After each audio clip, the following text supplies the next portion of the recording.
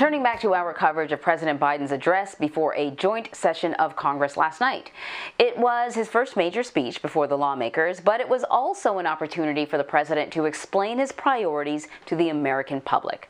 So we're going to talk more about the speech with Marquise Francis. He's a senior national reporter and producer at Yahoo News. Thank you so much for joining us this morning, Marquise. So we've done some CBS News polling, and it shows that the majority of people who watched the president's speech were indeed Democrats. That's not surprising. Typically, the people who watch these speeches are of the party that the president is also from. They approved of the speech overwhelmingly. What do these numbers say about just how members of his own party view the president? Absolutely, and I saw in that CBS polling, a lot of people walked away feeling inspired. They had the rhetoric of feeling presidential, and obviously, Democrats they're pulling on anything to feel good about after 4 years under former President Trump.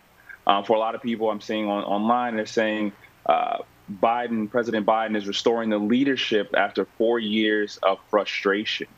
So a lot of Democrats are just hoping for some change. Obviously, we're seeing a lot of violence, police violence in the streets, particularly against Black Americans. We're also seeing anti-Asian hate. So with this speech, a lot of Democrats, progressives, and the entire country as a whole is looking for some type of calm, some type of reassurance.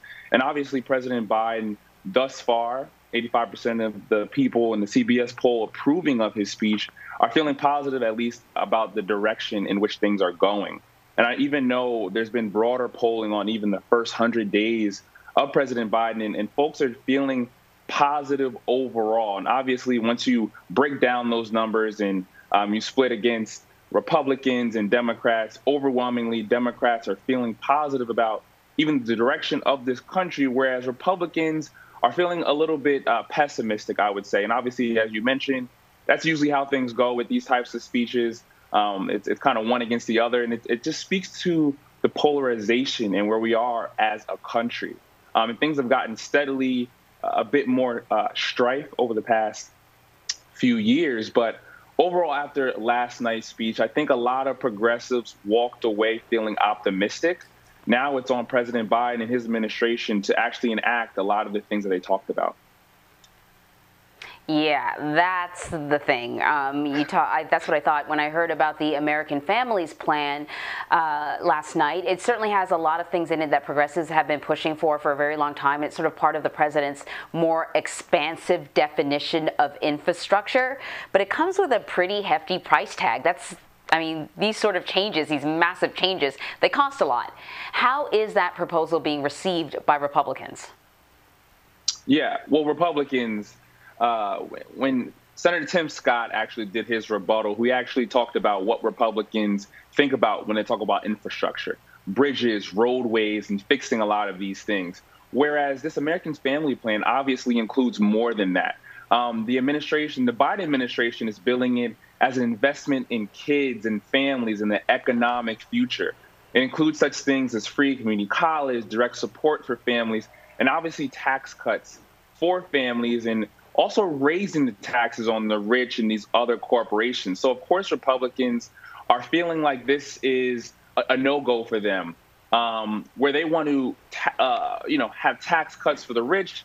Democrats and progressives want to actually tax the rich. So it seems to be two sides coming at an issue, and they're finding no common ground there. And obviously, a lot of Republicans are also saying portions of this bill is what they did not like about the previous COVID relief bill, where only 9% of the funds went to actual relief. And it's a bit of hypocrisy there, just because Republicans overwhelmingly were not taking the coronavirus epidemic as serious as Democrats. But as you mentioned, is definitely a hefty price tag. So at this point, Republicans are pushing back. I know a lot of people, Republicans included, were actually in favor of Tim Scott's speech. They thought he did a great job with laying out different things. There was some hypocrisy where he mentioned America's not a racist country, and then he talked about being stopped on the road and being profiled in different stores. But overall, when it comes to infrastructure, Republicans are definitely pushing